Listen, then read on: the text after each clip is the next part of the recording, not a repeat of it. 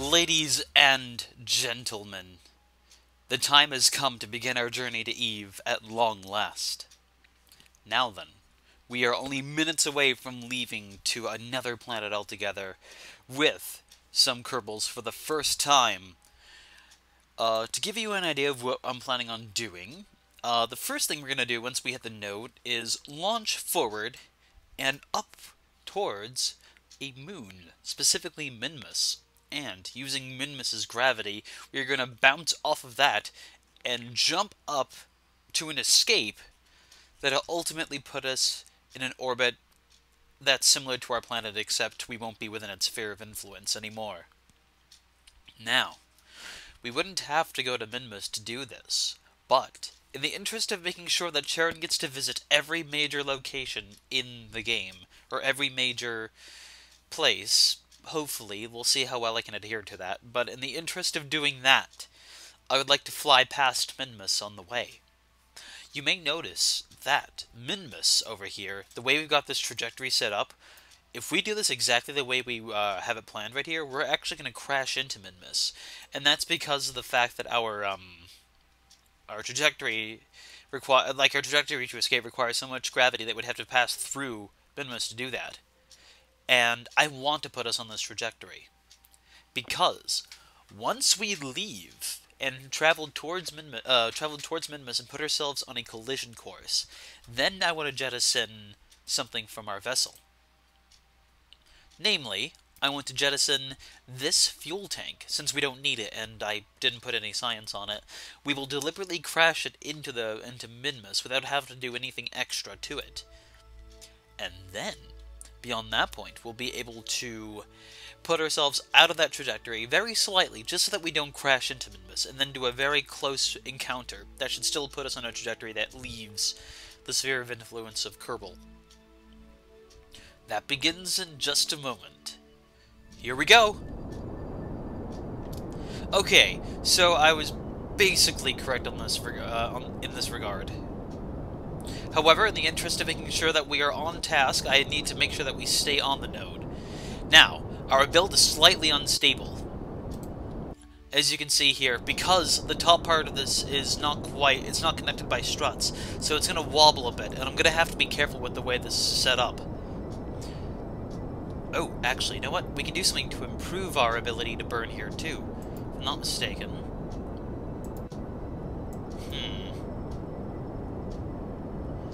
Let us slow down a tad bit. There we go. We don't need to burn so fast. I'm trying to avoid an overheat from this lower stage here.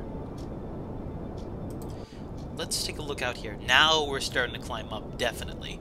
We still have about 50 seconds to go, but the faster we burn, the faster this Apoasis mark goes up. Up, here we go. Ah, there we go. Okay, so it didn't quite work out the way we intended, as you can see. We do have a little bit of a higher periaps, but that's okay. Let me see if I can adjust this with my RCS a bit. Nope, going the opposite way. Want to make sure that we bounce upwards, like so. There we go.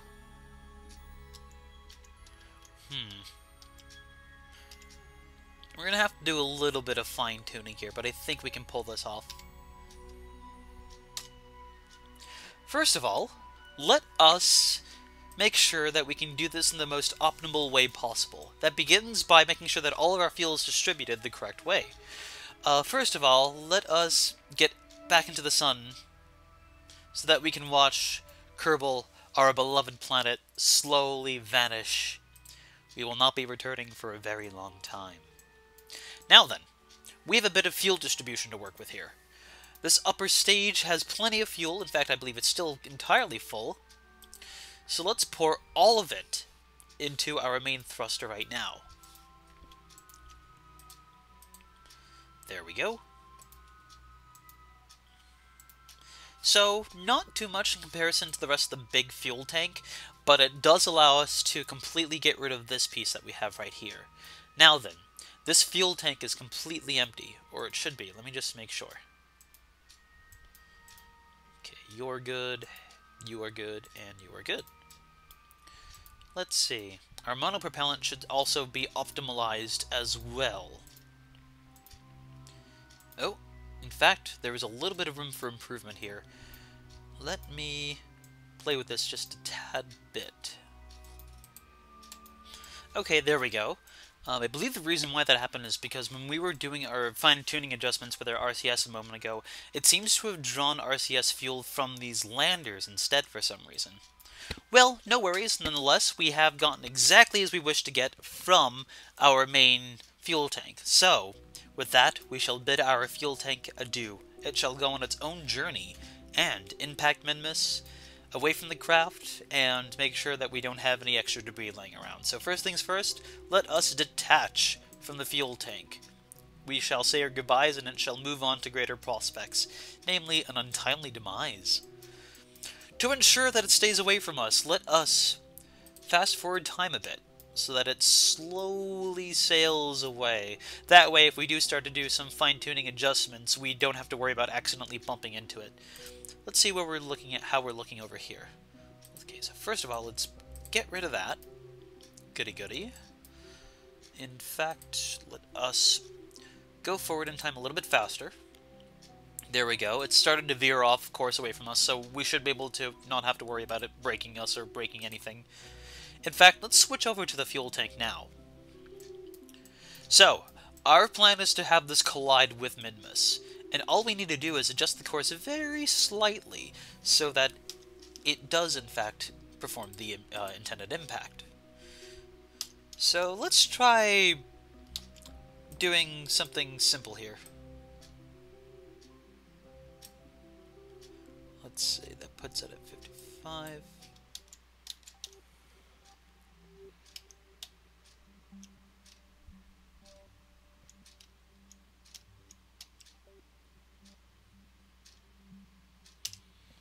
Okay, there we go. This is really a bit awkward, and the game can't quite decide where this is going to be, but we should be at least poised for an impact or a very, very low approach, which would be probable for an impact. So the point being, we should be now set on the correct course to hit Minmus and then have this piece be out of the way, where, unfortunately, sad to say, I was hoping I'd be able to use it for something, but unfortunately there isn't really that many options for something this massive, and without a communicatron on it. So we're just going to let it go on its course and destroy itself properly. So that marks the end of the fuel tank. Now then, back to the Charon, who has many, many more pressing concerns ahead of itself. First of all, let us go forward a bit more, at least until we have this this apoasis point. So let's switch back over here to our substantially lighter ship, now that we've ditched the fuel tank and have restored things to a bit more, I don't know what the word would be, actually.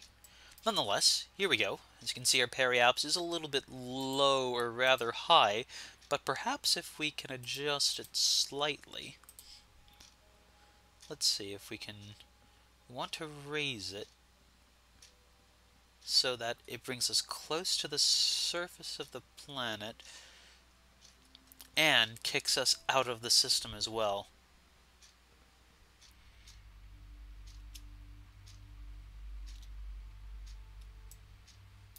Okay, there we go. So now we are poised for a near approach, a very close approach to the surface of Minmus. And then that approach will kick us into this really sort of polar orbit that'll kick us up above the system, and then we'll go flying down here. And when we reach that point, then we should have a pretty good opportunity to commit to another burn when we hit this periaps over here. So, first of all, we have to ensure that we actually achieve this maneuver. So, without any further delay, let's go visit Minmus once again. Now, let's see. It looks like our fuel tank might beat us there slightly, but that's okay. Let us go over to Minmus real quick. Oh, here it comes. We can see it even approaching now. Alright, here we go. Now then, it looks like the fuel tank is just very slightly ahead of us, so it should impact faster than we can collide with the surface of Minmus.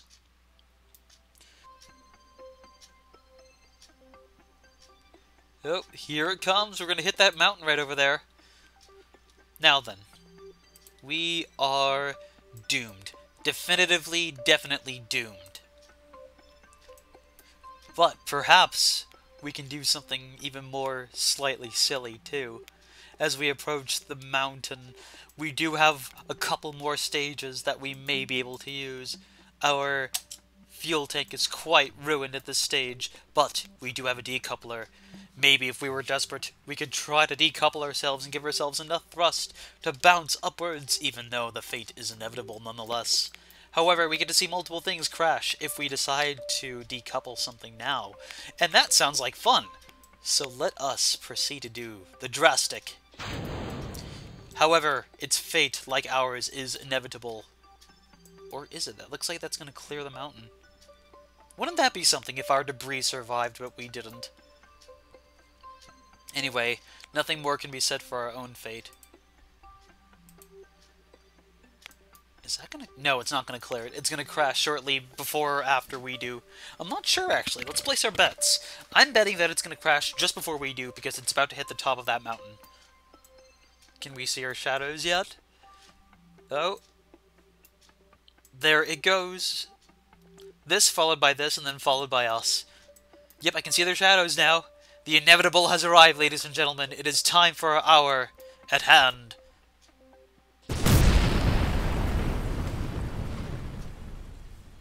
You know, I bet that would be a terrifying sight for anyone really approaching that. Can you imagine being on the ship and watching the ground very, very quickly approaching you? My goodness. Chilling. We have indeed crashed, and unfortunately that spells our demise. Charon, however, will have a bit more luck. But it seems that the game does not want me to approach it ordinarily, so we're going to have to approach it from the Space Center.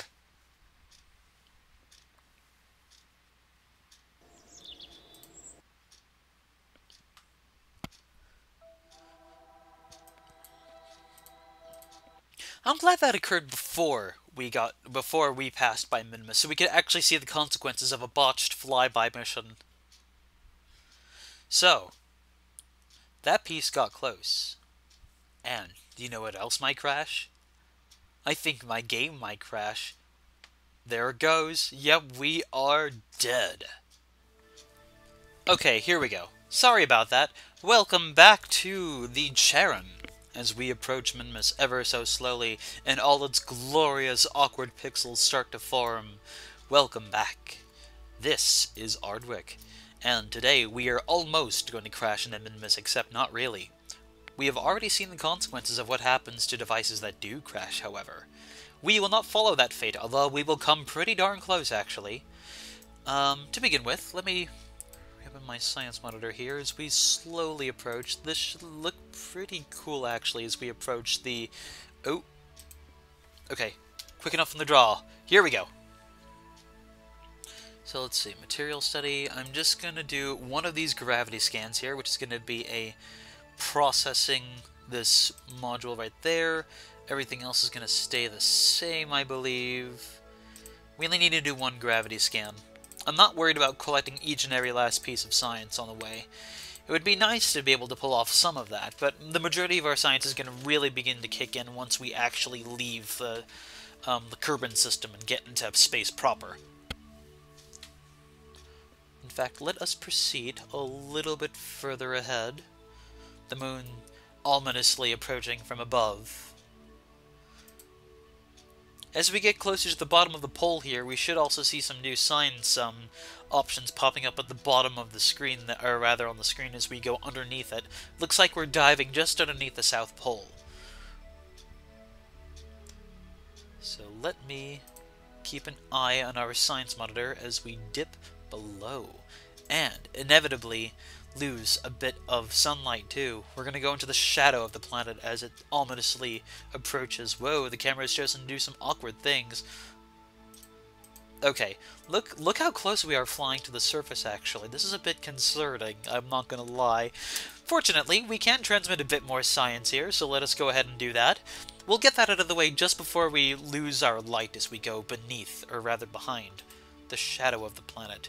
Our periapse is still well within the safety bounds. I believe if you were below 600, or rather 6,000, then would be cause for concern, but I think we're just gonna skip right over these mountaintops here. Now then, our science has already jumped up to 164, so, ooh, hold on, more science to be had here. Good, got that just in the nick of time. Material study, crew report, temperature scan, gravity scan, let's grab that. Crew report, anything else here of note? Just the gravity scans, but we only need to do one. Temperature scan, gravity scan, mystery goo.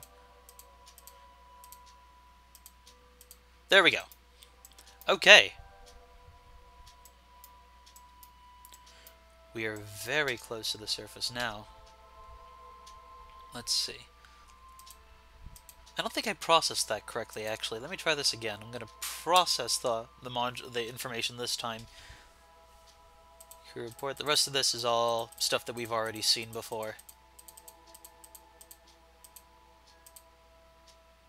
Yep, here we go. Just a few more moments and then we'll be cast into darkness, sailing right over these mountaintops. We are darn close, but I think we're going to have a safe... Yeah, we're going to safely fly right over these. So no cause for concern. If we really wanted to, this would be about the point where we would have to do a burn to put ourselves in orbit around them safely. We're not going to do that, of course, because we don't need to. But it's kind of cool to note that we can do that in the first place. Let's see. We're still considered in the poles, naturally, or above the poles.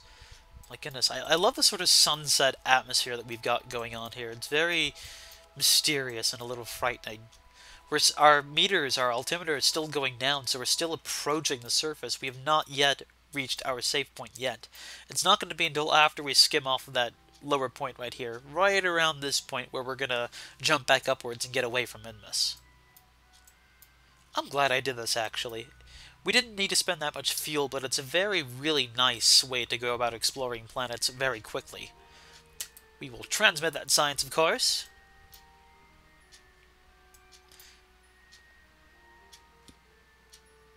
It looks like we should be able to do a little bit more of transmitting before we officially leave, because the sun's still within our sights. We've almost lost the sun, but we're still sort of here. Can I do any more science while we're here, too? Oh, we're above the Midlands now, evidently. Interesting. It no longer considers us near the poles. We must have sailed beyond that point. Now then, you may also notice that the altimeter up at the top of the screen is also starting to climb back up. It's gradual, but it's going to go faster and faster, and that's because we've already hit the lowest point, our periapse, relative to Minmus. From now on, we're going to be sailing up and out. So as far as safety goes, we are assured victory here, and just in time, because we seem to have just about lost contact with the sun.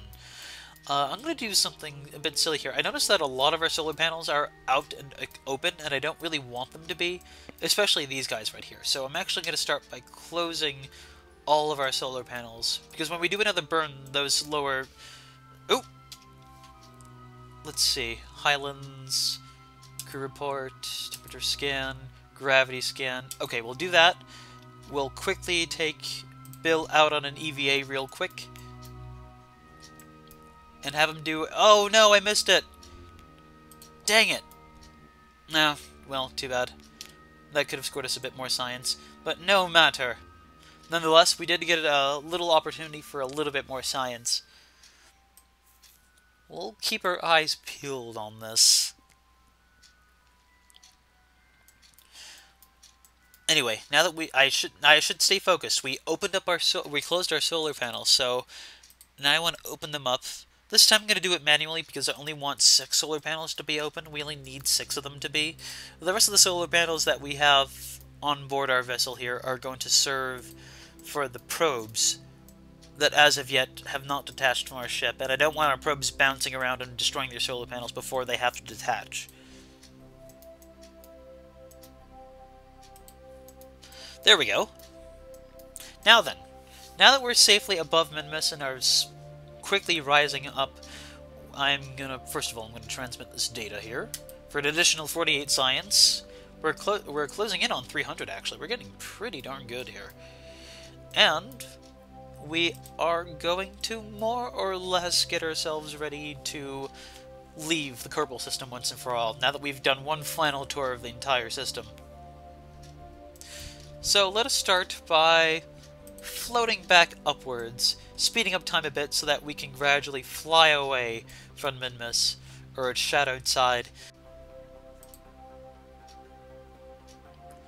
It's a very peaceful image of it slowly disappearing into the darkness as we embrace the new sunlight.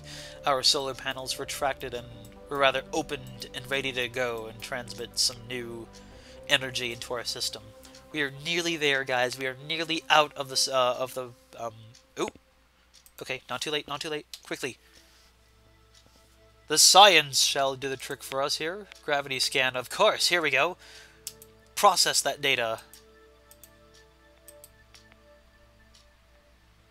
I'm going to transmit that. So every little bit counts. And now that we're out in exposed to the sun, we now have the ability to make use of this light here. Because even though we are processing, our electric charge is still increasing because we have that much science running at the, rather, that many solar panels operating at once.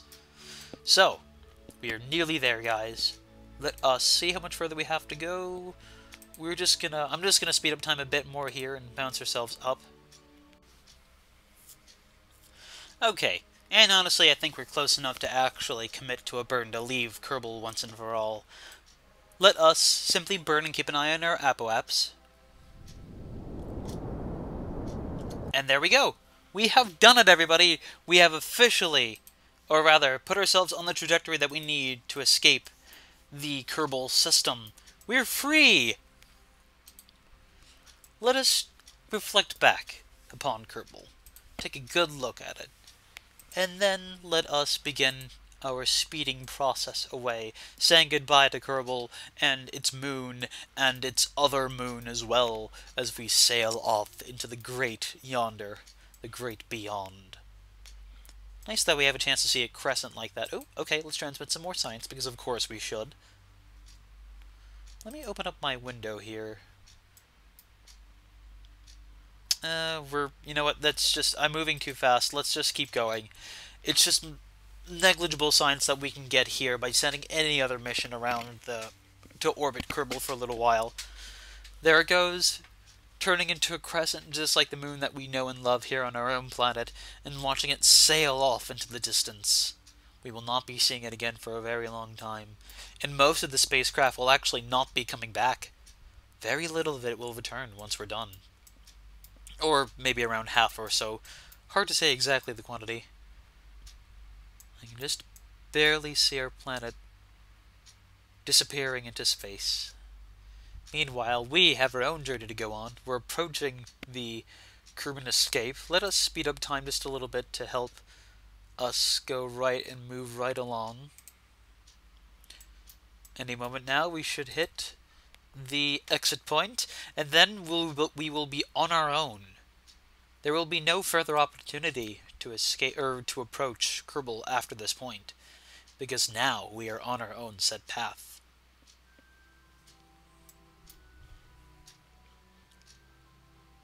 And here we go. Okay, ladies and gentlemen, we have arrived in interplanetary space. A Kerbal has never gone this far before, and from now on, we'll be heading straight to, not Gilly specifically, we need to get to Eve first. Let's set that as a target. Now then, a lot of time has to pass before we can actually arrive there. But, right now, we can fortunately do some science right away. We have never sent a Kerbal this far into space before, and our science monitor should be jam-packed with new missions that we can do. For example, let us perform them all now. Let us do all sorts of things, like a material study, and we can transmit a full crew report right now. Let's send out a gravity scan. Huh, it's coming up with zeros. Have we already done this before? So strange. So, What to do with all the science, you may ask? Let us save, because we've come so far, but still have quite a huge journey ahead of us. And leave our Charon behind, so that we may now spend some of our science. Now, there are a few important things that crop up now that we have the opportunity to do this. I want to send more missions to Eve, too. We've sent all of our Gilly missions and one mission, like an orbiter, out to Eve, but I want to put some landers there, too. And in order to do that, we're going to have to grab a couple new pieces of technology, which we now are fortunately capable of doing.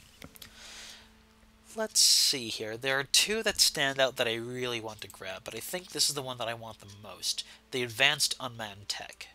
Or is it actually? Is that the one I want? Let me consider for a moment. Let me ponder.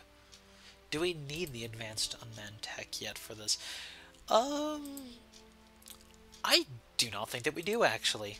Let me consider some alternatives. We could use some construction pieces, actually. We should have enough pieces now that we can actually start to build some small and major buildings out of this. So let us actually grab some construction work here. Let's see, 286. Can I grab anything more of interest? Lander legs. No, I'll save our remaining science so that we can grab some of these unmanned tech pieces later on.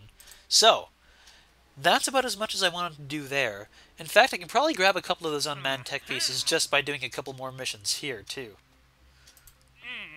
Let's see, Duna. We're not going there yet. We will get there eventually, but not yet. Space around Kerbal. Well, we'll see. We've got a bit more work ahead of us. I'll do a lot of this stuff off screen, this testing off screen, and show you the results of that later on. So, in the next episode, we are going to build one more very small mission out to Eve. I'll show it all to you in a single video so that we don't spend too much time showing you the building process, because we've already shown you a build and sent it off to Eve. And the next episode will more or less follow the same sort of idea. So, until next time everyone, this is Ardwick, stay tuned, and good night.